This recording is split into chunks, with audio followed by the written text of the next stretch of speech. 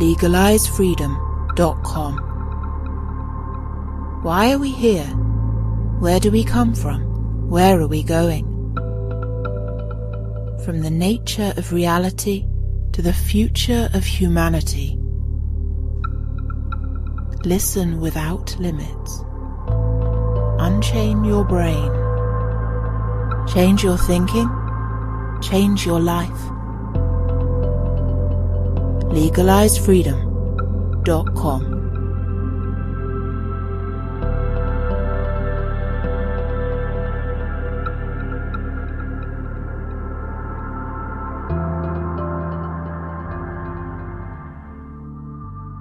Greetings and welcome once again to legalizefreedom.com. I'm your host Greg Moffat, and my guest today is Carl Abrahamsson. In the early 21st century, something fascinating is occurring. Despite the dominance of postmodern materialism, esoteric and occult ideas are re-emerging in society. From philosophy to popular culture, metaphysics and magic are slowly reasserting themselves. Reality is once again up for grabs. Dreams of high-tech transhumanist utopias may turn out to be just that, dreams, and certainly not deliver the transcendence that humans have traditionally sought through spiritual practice. Instead, we are witnessing the rediscovery and rekindling of wisdom whose time has come. This wisdom must be preserved and propagated if humanity is to survive in a world spinning out of control. Hello and welcome, Carl, and thank you so much for joining us once again today on legalizefreedom.com. Thank you very much. It's great to be back. I can't even remember how many times it's been, but it's always fun to be back. I think this is the third time, but I'm not really keeping track. Today, Carl, we're going to be having a conversation inspired by a book you've just published. It's a collection of essays, articles, and talks, etc., that you've given. It's entitled In Between the Lines, Essays on Occulture, Magic, and Seductive Zombie Strippers, which we may or may not get to. We'll see. Quite. So, but before we dive into that, for listeners who don't know, give them a little bit of background information about yourself and your work.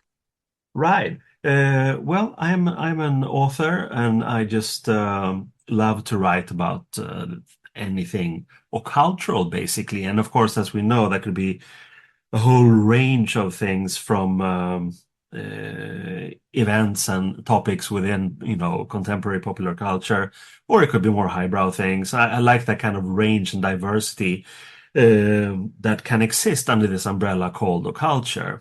And I do love to write essays and give lectures and that kind of stuff. And I have made, this will probably be the third anthology. There was one, no, the fourth actually. It was Resonances, Occulture, Source Magic, and then this new one called In Between the Lines. And they're all anthologies of pieces I've written for, different circumstances. Some are lectures, some are essays, some are exclusive or basically unpublished, because I simply love this so much that I just, pathologically just write away. And then things will find its own agenda or audience or platform, whatever you want to call it. So I'm immersed. I'm very happily immersed in thinking about the old and the new, the occult and the not so occult, connecting the dots, who have been the key players throughout history, and basically trying to, in my own way, chronicle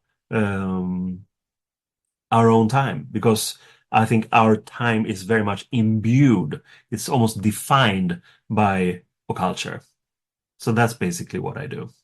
Okay, well, yes, as much as we'll be talking about matters occult, this talk has a great deal of relevance. In fact, it's really about the times that we live in and the processes that society and culture and our entire species, and indeed the planet, are going through. Now, this phrase occulture that refers back to, well, you didn't originate the phrase. I think that was Genesis Peorage, but your collection in 2018 was the last occasion we spoke about in detail in these topics. I think it Yeah, was a culture, the unseen forces driving culture culture forward. I think, forward. Yeah. yeah, if I remember rightly. Mhm. So there's a process that you've characterized as acculturation. Yeah. Now, perhaps you could describe that because for many people, the modern era, never mind after the Renaissance, but, if we call the modern era, not even post-scientific or industrial revolutions, let's think for purposes of most people listening here, what the processes that took place in the 20th century and now into the early 21st. Our human journey was characterized as the only way is up and it's never-ending progress, a few hiccups along the way, but we're moving ever more into a technological utopia, and all of those magical, mystical, superstitious, supernatural bunk of the past has gradually been falling away. But anybody who's been paying attention, whether they've been alarmed or delighted or just intrigued by this process, will have noticed something going on. And as technology begins to falter, to kind of fail to deliver on its promises, and in fact start to pose a threat to much of life on the planet, there's this other process going on where I describe as like a sort of a re-enchantment. And this, of course, is resisted from many quarters, not least the militant, materialistic, scientistic sort of quarter. So in all of that, just say something about what you feel has been going on as we've moved from the 20th into the 21st century. And now let's not forget, approaching the first quarter of the 21st century, already almost over. Yeah. Well, I think what I mean by the process of occulturation, it's simply a trajectory. It's a movement where something goes from having been hidden and into being not hidden, visible or tangible in some way. This doesn't only have to do with the classically occult stuff or the esoteric stuff, the metaphysical stuff. That's usually how we have looked upon, the word occult and occultism and historical occurrences of occultism. It's usually been, pioneering thought, basically, pioneering behavioral patterns that have been out of sync with the morals or the rulers of their respective times. But the process can be seen as also something more schematic. I mean, it could be any kind of thought or a cluster of thoughts or ideas moving from the unknown, basically, and into the mainstream. That makes it sound slightly less dramatic in a way. And I do think that we're seeing a lot of that. And perhaps mostly actually having to do with the old occult stuff, meaning philosophies, thoughts, and clusters of ideas that have to do with the human mind, with deeper levels of human self-awareness, self-esteem in a way, and how do we cope? How do we individuate? It's like these classical things, and now it's kind of totally out in the open. The internet brought with it almost inherent acculturation, meaning that so much material is has been made available, then whether people can take it in or understand it, that's an entirely different matter. But the process is there, the acculturation is there. And then, of course, there's the occult stuff in itself. There's so much material, like old grimoires, handwritten grimoires now being scanned and OCR'd and turned into available books and stuff online. Again, that doesn't mean that people have the capacity to use it, but it's still an interesting process. It's almost as if the material in itself, whether it's in pop cultural or highbrow or really intellectual or more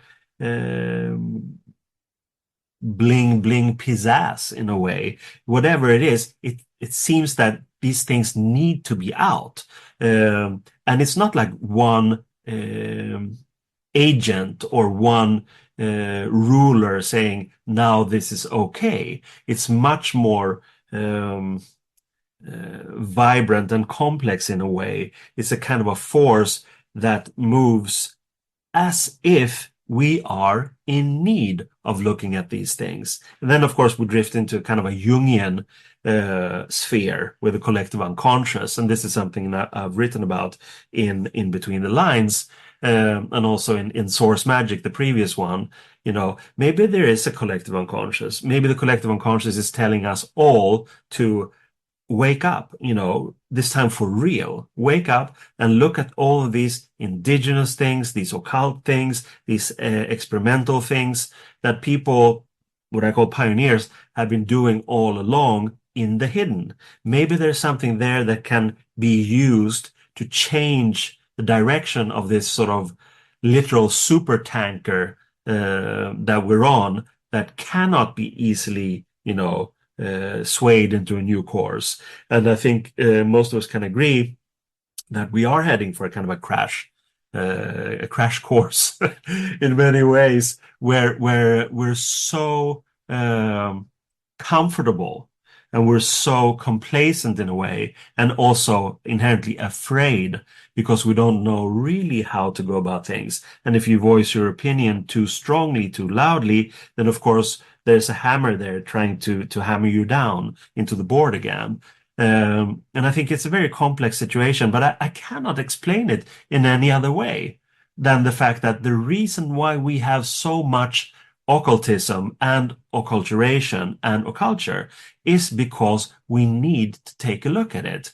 And of course, some things will appeal to us, other things will not appeal to us. That's like an individual resonance going on. But that resonance needs to take on something that I've written about before too, a resonance, a mix between reason and resonance, where we guide ourselves sort of on an intuitive basis and go for instance, a system of philosophy, a system of religion, a system of magic that we never thought that we would, be attracted by or felt, the appeal in a way, but we do. And then it's important to actually go for that and see what is it that resonates in me with this specific system, and try to figure it out, use reason at the same time. And then, of course, see how that can be applied and integrated in one's own life.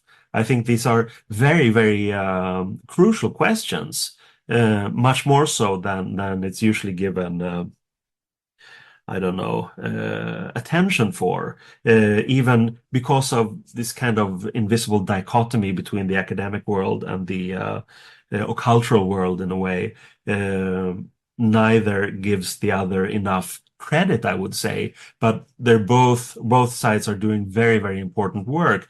Academics, this study of, for instance, Western esotericism or other kind of esotericisms, needs to be documented. It needs to be contextualized. It needs to be preserved in a way. But at the same time, it needs also to be constantly developed for the times we're in. We're not librarians, we're magicians. We need to work with whatever system resonates with us in this process of trying to figure out how we can actually survive. Not maybe on an individual level, but as a race, as a species.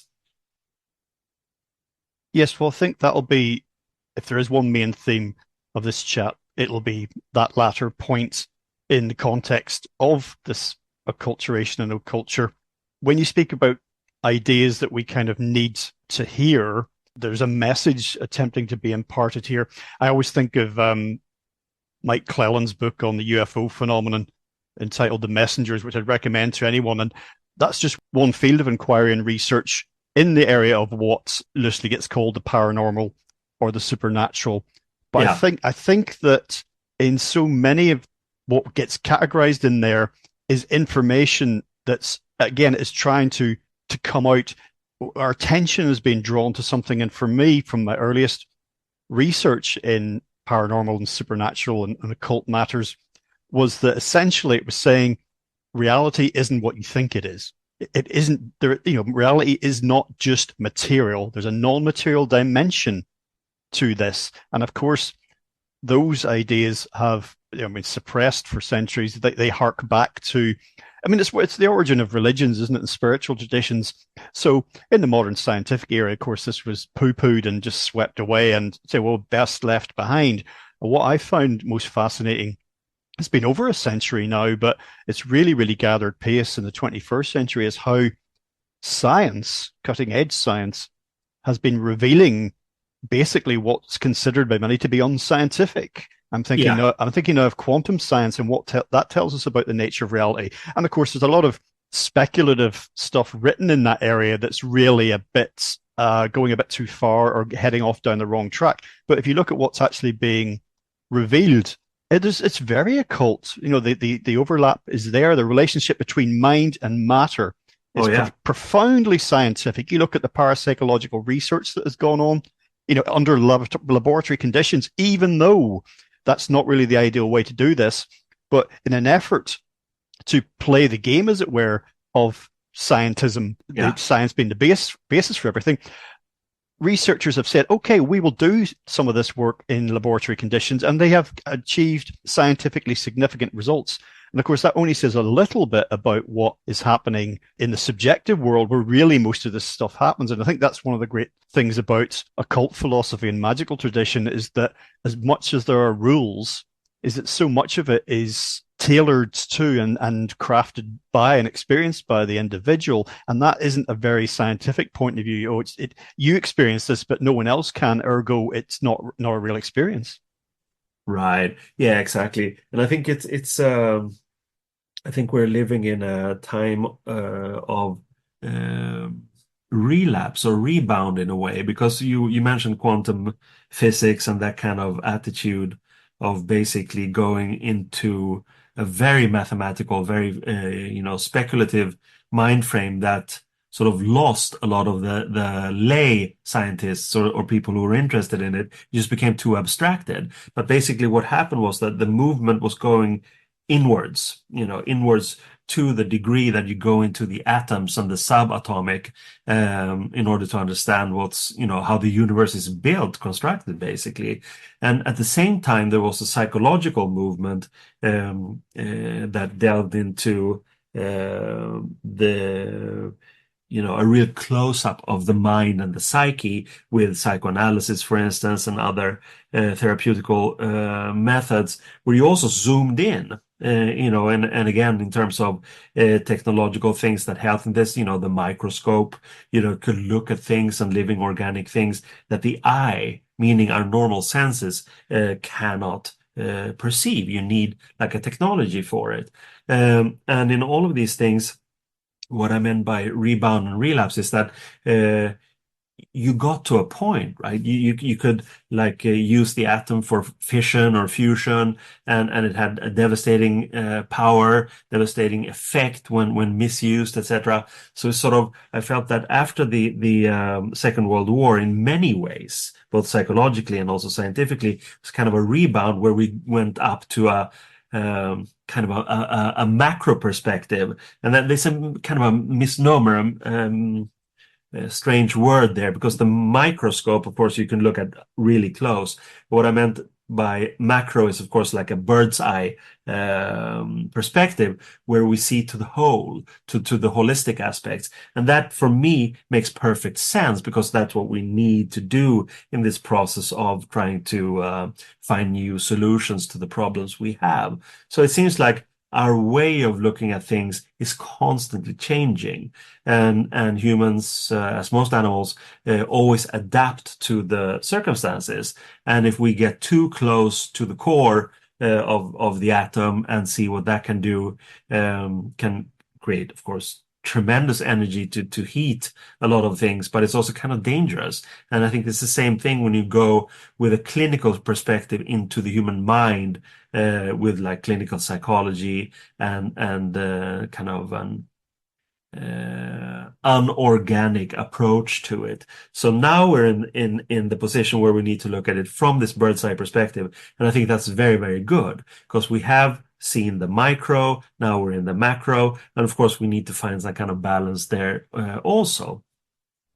And I do think that throughout history, the occult, meaning this sort of again pre-scientific experimental cluster of labor and speculation, have always had this kind of primordial wisdom ingrained, meaning that as above, so below. These sort of classical dictums that we don't know if they're merely mythological or not, but they're wise, and they have been around since medieval times and absolutely before that also. Meaning that what we can look at in the little can also be applied in the bigger scheme, and vice versa. And we are no different. It's only religious hubris that has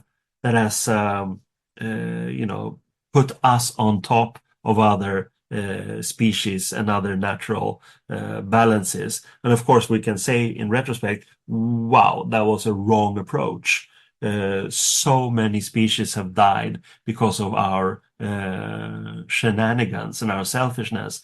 And of course, if you look at it from the point of view that we are also only animals, then maybe everything can be excused. But there's a problem when you have an animal that is so powerful and also so self-aware that we have these things called, morals, dissenting morals, divergent morals, and then you have ideologies based on that, etc. It's a kind of a chaotic situation because really, and again, that's the true identity politics that we should focus on. What are we? Are we animals? And should we be allowed to, let claw and fang rule and decide, and we'll just enjoy it until there's nothing left to enjoy? Or should we be try to be intelligent and holistic and take a step back and see how can we fix this? Because if we don't, it's not really sure that we'll survive as a species. But if we do and look at things in a more compassionate way, perhaps, then maybe we don't have to kill off everything else. So I think this kind of thinking, holistic, has been there all along. And that has maybe been one of the major drawbacks of religious oppression, mainly trying to keep these thoughts hidden, literally hidden, or kill off the people who are thinking like that, because it doesn't go well with power structures that love power in itself. And now most people are aware that these, power plays, these games are going on, but they feel kind of impotent about their own ability to affect change. And I think that's really how we can sum up today, how we can sum up the contemporary times.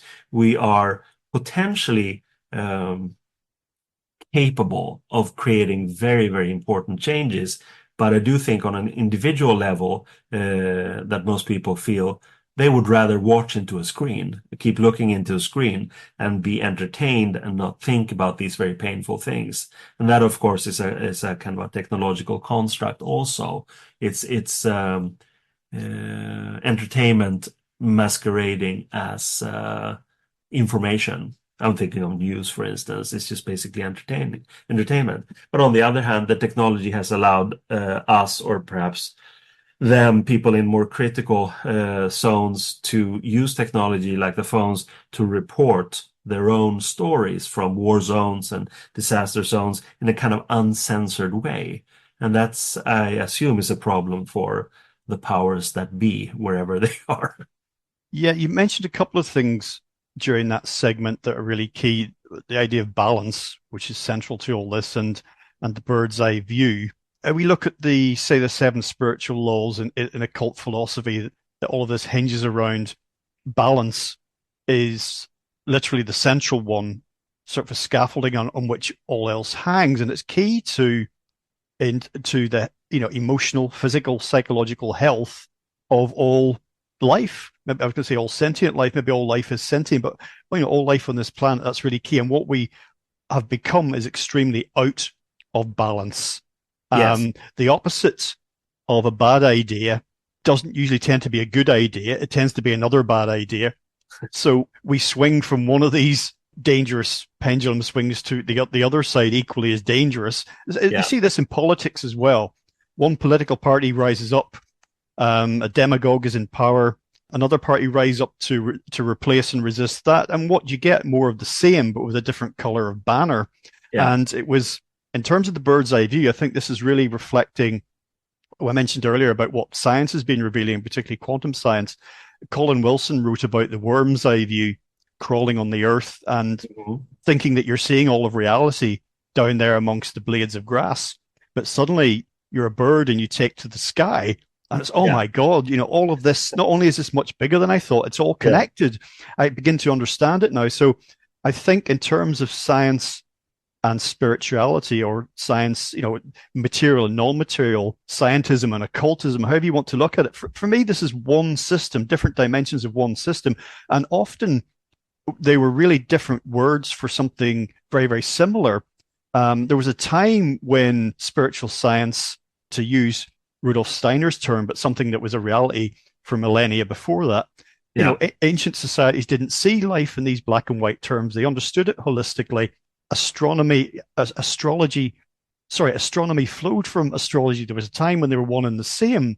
With like alchemy, science, and so much of modern science was developed by people who were basically occultists and alchemists, if you see what I mean. And so astronomy flowed from astrology. It was a study of the movements of the stars and other bodies in the heavens. So what we're being pointed towards at the minute, though, as I said earlier, there's tremendous resistance, is a reawakening to this holistic picture, and how things that are currently set in bitter opposition are really, to use a cliche, two sides of the same coin. And the sooner we get on terms with that, we'll realize, how we can move forward if we are to have a future. Bruce Lipton, the biologist, once wrote in one of his books about, we think of the system the holistic system we're most familiar with, our own bodies. It does its best all to work as one amazing system to keep the vehicle for our consciousness to stay healthy. Yeah. You don't see your lungs going to war on your liver for resources, for example. Yeah, it understands that the whole system breaks down as a result of that. Yeah, no, absolutely. I think also the human mind is curious, and I think curiosity is it's a part of our survival instinct, because if we don't know what's behind the next corner or beyond the hill or whatever, there might be danger there that might endanger us in our existence on this side of the door, or this side of the house, or this side of the hill. So I think that what we're talking about in these sort of, let's call them experimental scientists, the early magicians, they've been adamant in their curiosity and taking absolutely no for an answer. And if they have been threatened by the powers that be, then they go occult. They go into the basements, they go into the secret societies, whatever. They want to keep doing the work because they're, passionate about it, and they're absolutely convinced that what they're researching has meaning, that has a purpose, and not so much, I think, from a crass, pecuniary worldview. Like, how can we make a profit from this? But actually, like pure science in a way. What happens if we do this? And then later, when sort of things leak out from the occult environments, there have always been a power structure, religious or political, whatever, that have wanted to profit from this. And then you call it something else. And you say that these people who came up with it, they're just heretics. And the new scientists that we have condoned, they're the real people. And this we can see throughout human history in basically all human cultures. And I think the sense or the quality of curiosity hasn't really disappeared. It's just now taking on different forms, where it's not so much about, I wonder what an atom looks like, or I wonder what Mars looks like, this sort of, again, micro versus macro perspective. It's almost like we're saturated in that sense. So what do? Well, we create kind of computerized digital giant psychotherapist in a way, and I'm thinking of AI, that can sort of keep us in that kind of dialogue. However, the real curiosity now is this question that I've talked about in many of these essays. How the hell can we survive? Is this supertanker at all possible to guide, or are we just heading for the beach of a crash, basically. And I think it's, of course, can be quite depressing to think about these things, but it can also be very, very inspiring and enthusing, in the sense that for me, as a magical practitioner, I've always used things that other people have, in a way, discarded. Not simply because other people have discarded, but I'm always curious to see how I can integrate things in my thinking that might lead to a kind of eureka moment, to an epiphanic moment, simply because of the fact that it's not cogitation necessarily, it's not deduction, it's not reduction, it's not having to do with anything of the classical philosophical methods in a way. It's just like, I like the analogy of cooking. You take an ingredient and you add it to the stew. Will it taste good? Will it taste better? Will it taste worse? Does it contain nutrients in the same way? And that analogy, I think, is very good, because that's essentially what we do, whatever work we do. We create things, we uphold things, we do things, we interact with other people, and that gives us sustenance, either in terms of, money or actual food or these things that can make us go on and think more about what life is all about. And I think this kind of, in a way, we could call it selfish in a way, or let's call it subjective. Maybe that's better. I am a subject. I am looking out for myself, but I also know from experience that I am a social animal, as are most other human beings. I would say like 99.9%. And we need to work together in order to create kind of an infrastructure where I can take my money and go buy food. Just very simple things like that. And then, of course, we have increased complexities, large societies, large countries, overpopulation, etc., etc. Plus the fact that some people quite a few actually, are actually violently selfish, meaning there's no sense of moral in a way, meaning they don't see the holistic perspective, just trying to greedily grab what can be grabbed and then isolate themselves in a bubble in a way.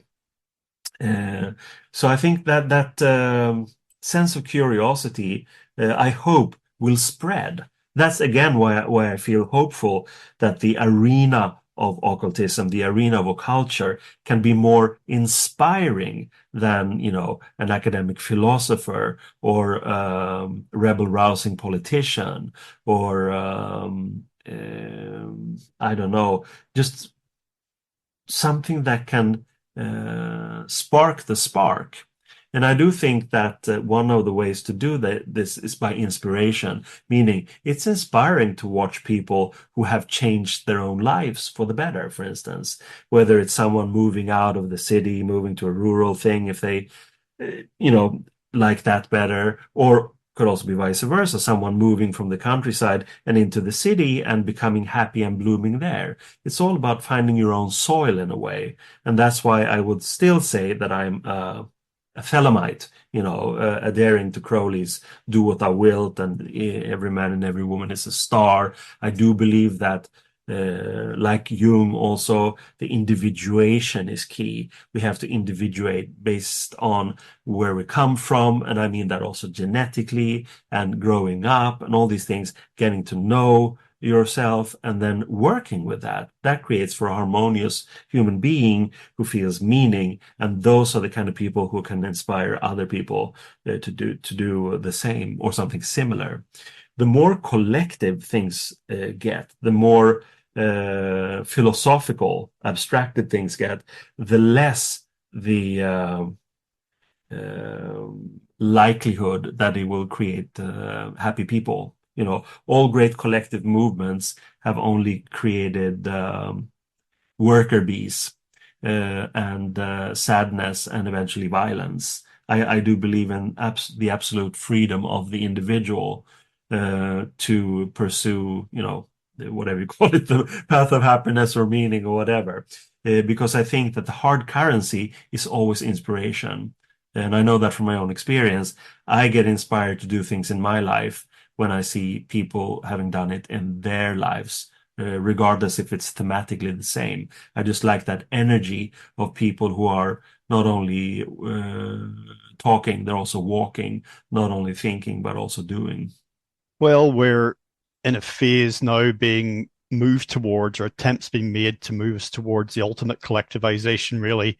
You know, the hive mind, the hive body, the globally plugged in matrix-like dependence, trans everything, transhumanism, transgenderism, all of it somehow replacing or seeking to replace the transcendence, offering transcendence, rising above the ordinary, and somehow offering individuation, the chance to express ourselves in that way, but really quite the opposite, shutting that down. That concludes part 1 of our interview. Part 2 will be available soon in the subscribers area at legalizefreedom.com. legalizefreedom.com